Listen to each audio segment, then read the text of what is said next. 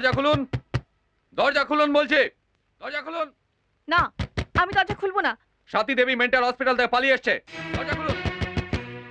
না না না, সাথী পাগল নয়, আমি ওকে পাগলা গারদে নিয়ে যেতে দেবো না। দরজা খুলে দিন, নইলে দরজা ভেঙে ফেলবো।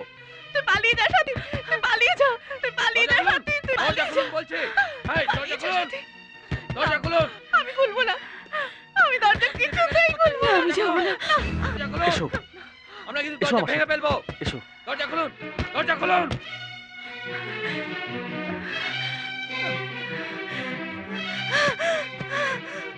যাও, পালাও পালাও। এই দরজা খোলো, এই ভাঙো।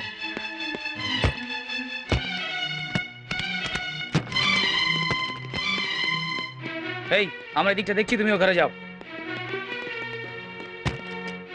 কি ব্যাপার? আমার ঘরের মধ্যে এত চেঁচামেচি কেন? সাথী কোথায়? সাথী তো সিন্ধুকে লুকিয়ে রাখার মতো স্মাগলিং এর মাল নয়। এখানে চোর ডাকাত কোত্থেকে আসবে? এটা ভদ্রলোকের ঘর। স্যার, সব জায়গায় খুঁজে দেখেছি, সাথী নেই। সাথী পালিয়ে গেছে? আচ্ছা, আমিও দেখবো পালিয়ে কতদূর যায়, কোথায় যায়। এই চলো।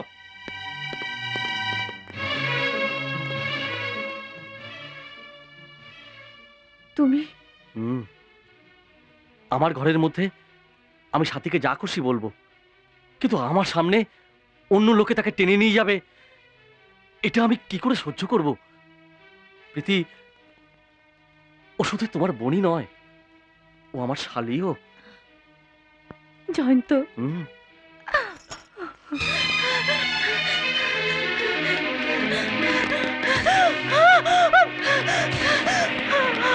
অনেক হয়েছে সাথী দেবী, এবার চুপচাপ আমার সঙ্গে মেন্টাল হসপিটাল চলুন। বাহ ইন্সপেক্টর বিনোদ রাউত, বাহ!